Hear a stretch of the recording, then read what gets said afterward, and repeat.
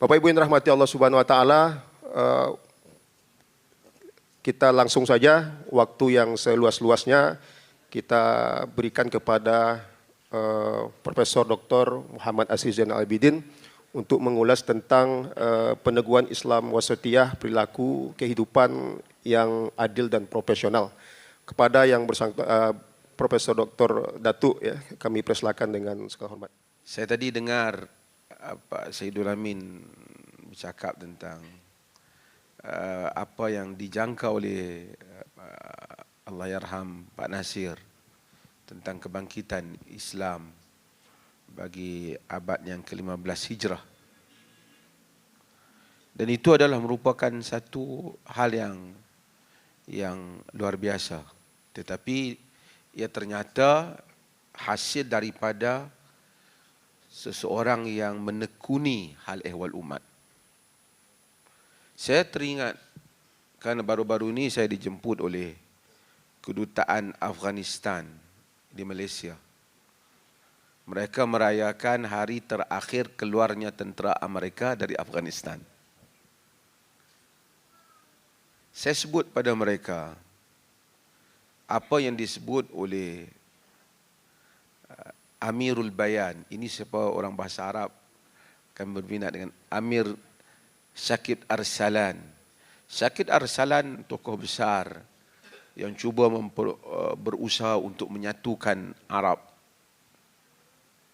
dan terkenal dengan tulisan-tulisannya. Pada zaman belum lagi Rusia memasuki, Soviet Rusia memasuki Afghanistan,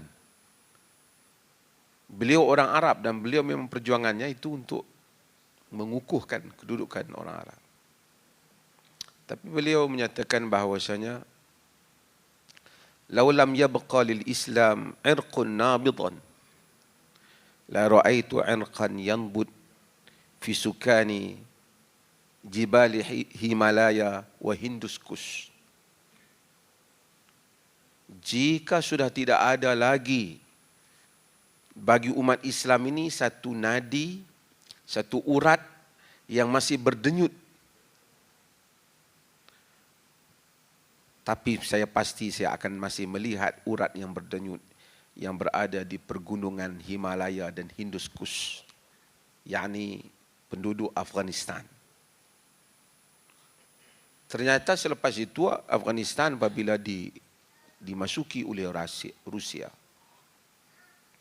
ketika umat Islam sudah hilang keyakinan atau sudah hilang bicara berhubung dengan jihad menghadapi musuh. Setelah proses decolonization, di sini apa? Dekolonisasi, menyahkan penjajah dilakukan, dan kemudian ternyata selepas daripada itu dunia orang Islam diambil oleh mereka yang bukan lagi penjajah, tetapi sebahagiannya tidak juga jauh daripada dasar-dasar yang pernah dijalankan oleh penjajahan. Bukan semua, tetapi ternyata tidak dapat bebas sepenuhnya. Afghanistan menghadapi peperangan secara tentera masih, dan telah berjaya menyahkan tentera Soviet yang dianggap pasukan yang begitu hebat di dalam dunia ini. Cumanya apabila menang, ketika itu mula orang Islam kembali mendengar perkataan mujahidin. Jika tidak, sudah lama orang Islam tidak mendengar perkataan jihad dan seumpamanya. Ketika itu, bila dah dikeluarkan, ternyata untuk menguruskan negara lebih sukar daripada untuk berperang menentang musuh.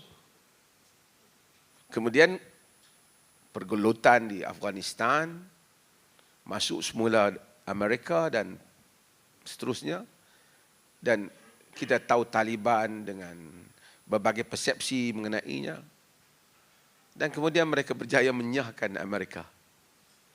Dan ternyata hari ini mereka berusaha untuk mentadbir negara itu dengan cara yang lebih stabil. Kita masih menunggu bagaimana perkembangannya. Tetapi apa yang penting ialah sukar nak dijangka tentang perkembangan umat ini. Apa yang kita pasti, umat ini ialah umat yang akan terus hidup. Walaupun kadangkala episod-episod perjuangan yang dilalui itu begitu sukar, dan sukar yang dihadapi, dan sukar juga untuk dibaca bagaimana perkembangannya.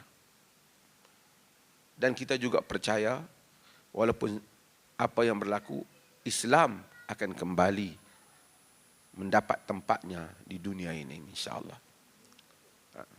Ketika semua dunia menyatakan Islam teroris dan seumpamanya, tadi karena saya tertarik dengan Pak Saidul Amin yang menyebut tentang di London iklan-iklan ada yang wanita bertudung di papan-papan iklannya.